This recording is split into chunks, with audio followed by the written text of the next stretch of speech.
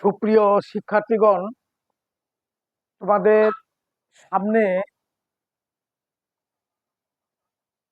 দ্বিতীয় বর্ষের নির্বাচনী পরীক্ষা।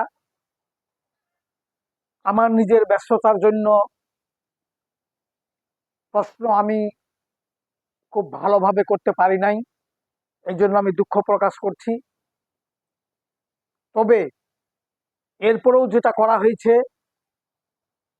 এটাকে কম গুরুত্বপূর্ণ হিসাবে না নিলে খুবই আমি দুঃখ পাবো। কারণ এই প্রশ্নগুলো, এই এমসিকিউ গুলো এইভাবে না আসলেও এগুলোর সঙ্গে যদি চর্চা করা হয় তাহলে তোমরা প্রায় 75% কমন পাবে, এটা আমার দৃঢ় বিশ্বাস। কাজেই আজকে রসায়ন দ্বিতীয় পত্রের আমি কিছু এমসিকিউ শুধুমাত্র উত্তরটা দিয়ে রেখেছি, এর সঙ্গে যে বাকি 3টা অপশন এগুলো দেওয়া সম্ভব হয়নি। শুধু উত্তরটা মনে রাখলেই, একটু চিন্তা করলেই এই প্রশ্নগুলো তোমাদের কাছে আমার মনে হয় সহজ হয়ে যাবে।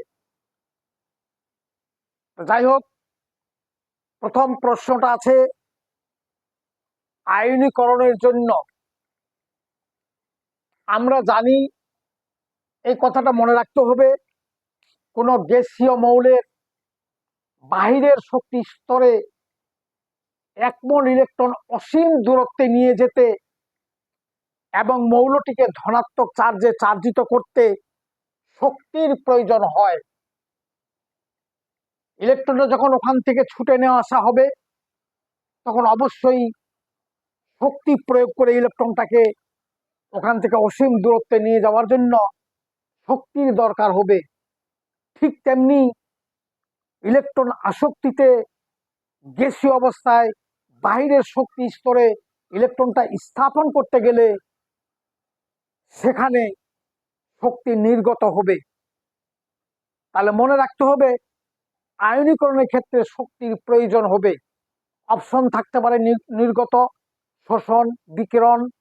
মনে রাখতে হবে শক্তির প্রয়োজন। এবার 2 নম্বর আছে C2H2, অর্থাৎ CnS2n-2 অ্যালকাইন জৈব যৌগের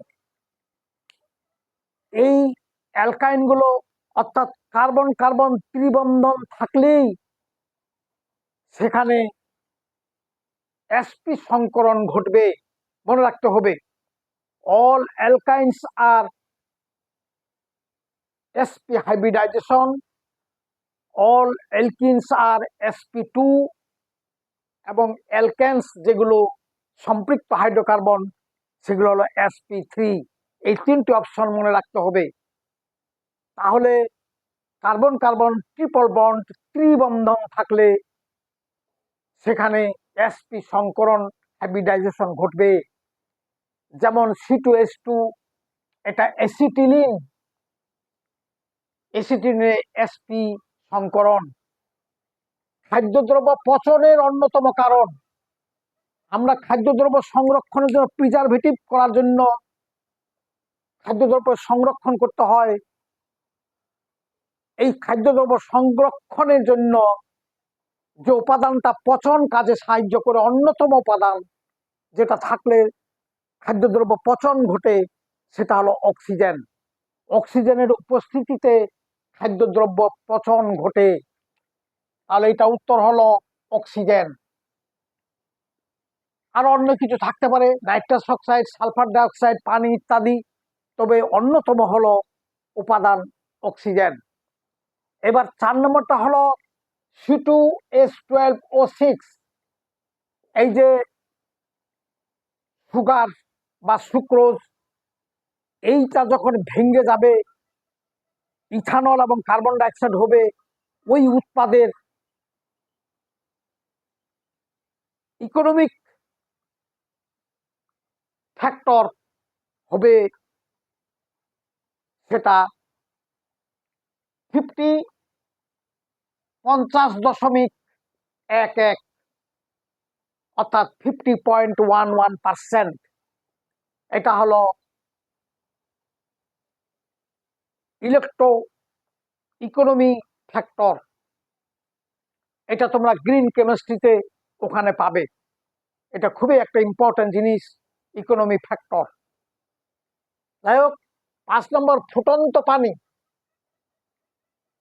অম্লীয় পানি নিরপেক্ষ অবস্থায় 14, 7-এর নিচে হলে যৌগের সে ধর্ম হবে অম্লীয়, 7-এর উপরে হইলে হবে ক্ষারীয়, এবং 14টি হলো নিরপেক্ষ।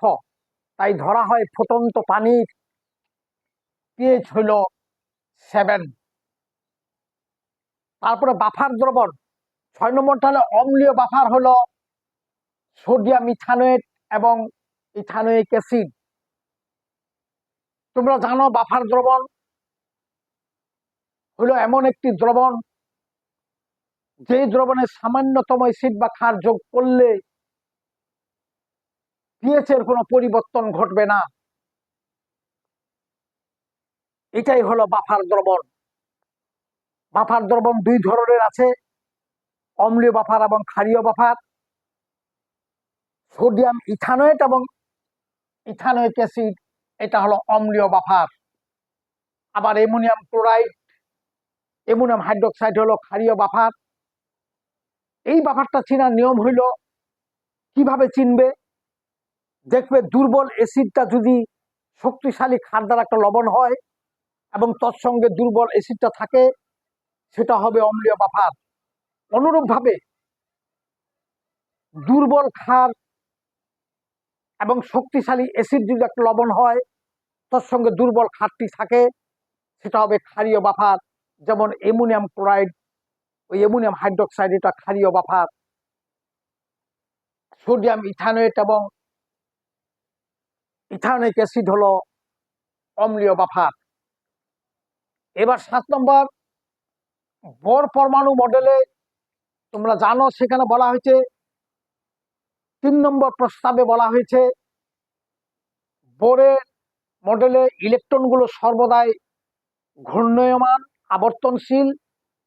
Electrons are always random in condition around the nucleus, and in that situation electrons are jumping from lower energy to higher energy এবং higher energy to lower energy. অর্থাৎ ঘূর্ণায়মান ইলেকট্রনগুলো সর্বদাই শক্তি স্তরে, তোমাদের 9-10 একটা কথা আছে, লাফালাফি করে। আমি কথাটা বলতেছি এইভাবে, যখন নিম্ন শক্তি স্তরে উপরে যাবে তখন শক্তি শোষণ ঘটবে, উপরে শক্তি স্তর থেকে নিচে আসলে শক্তির বিকরণ ঘটবে। কাজে এখানে নিম্ন শক্তি স্তর থেকে উচ্চ শক্তি স্তরে গমন করলে del H E equal to S mu এবং শক্তির শোষণ ঘটবে। অপশন হতে থাকতে পারে 3-4টা, তার মধ্যে শক্তির শোষণ ঘটে, এবং del E equal to H mu, where H is the Planck constant, mu is the frequency. 8 number, AX3 যৌগের KSP গুণাঙ্ক, দ্রাব্যতার গুণাঙ্ক হইল 27 and S to the power 4, where S is the solubility। X3 এভাবে X, AX2, AX, AX ইত্যাদি মৌলগুলোর দ্রাব্যতার গুণাঙ্কের একটা ছক আছে, সেটা ভালো করে দেখলেই তোমরা বুঝতে পারবে। যাই হোক, আমাদের শরীরে ক্যান্সার আক্রমণের কোষগুলোকে ধ্বংস করার জন্য যে রশ্মিটি ব্যবহার করা হয়, খুবই ইম্পর্টেন্ট জিনিস, আইআর। আইআর রশ্মির সাহায্যে শরীরে ক্যান্সার কোষগুলোকে ধ্বংস করা হয়। 10 নম্বর, আমরা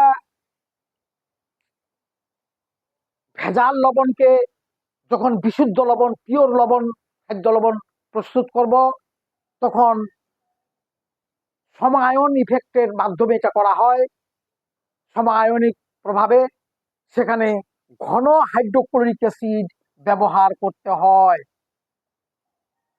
বিশুদ্ধ লবণ সংরক্ষণের জন্য বা তৈরির জন্য ঘন হাইড্রোক্লোরিক অ্যাসিড ব্যবহার করা হয়।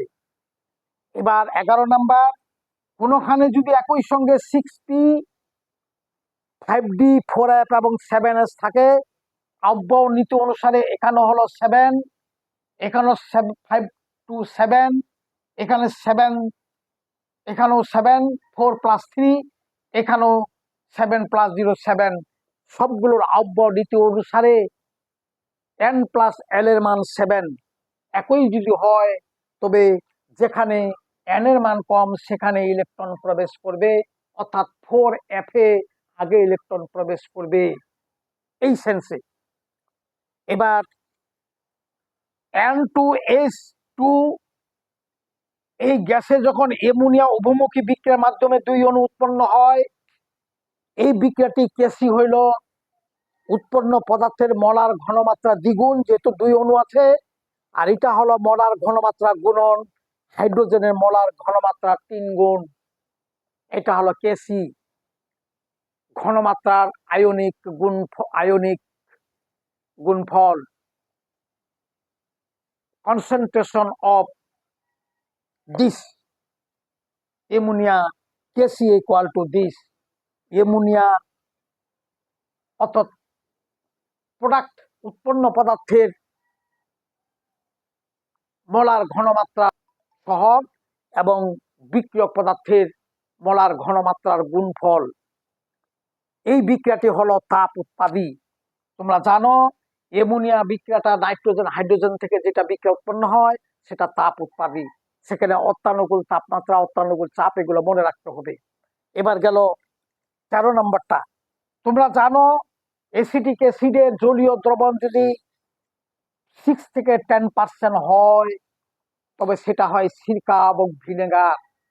6 to 10% এর aqueous solution of ethanoic acid is vinegar, যেটা বাংলায় বলা হয় সিরকা, দ্যাট ইজ ভিনেগার হইল 6 to 10% ইথায়োনিক অ্যাসিডের জলীয় দ্রবণকে বলা হয় ভিনেগার। এবার nitrous acid, nitric acid, sulphuric acid, sulphurous acid, এগুলোর মধ্যে সালফিউরিক অ্যাসিড শক্তিশালী অ্যাসিড, যার কেন্দ্রীয় পরমাণুর জারণ সংখ্যা বেশি। এখানে ওই দিয়ে বাহির করা হয়েছে, এখানে সালফিউরিক অ্যাসিড বেশি শক্তিশালী। এটা আরহেনিয়াসের ওখানে তোমরা পাবে অ্যাসিড ক্ষারের শক্তিশালী, ওখানে তোমরা এটা চ্যাপ্টারের মধ্যে আছে, সেটা হলো 2য় পত্রের পরিবেশ রসায়নে তোমরা পাবে। এবার গেল 25 ডিগ্রি সেলসিয়াস তাপমাত্রায় কেপিএ হলো 14, অর্থাৎ 25 ডিগ্রি সেলসিয়াস তাপমাত্রায়, এটা হলো আদর্শ তাপমাত্রা রসায়নের ভাষায়। এই তাপমাত্রায় কেপিএ অর্থাৎ অ্যাসিডের সাম্য ধ্রুবক হইল 14, এবং তোমরা আরো জানবে নিরপেক্ষ দ্রবণের কেপিএ পিএইচ হইল 14। তোমাদের সকলকেই ধন্যবাদ।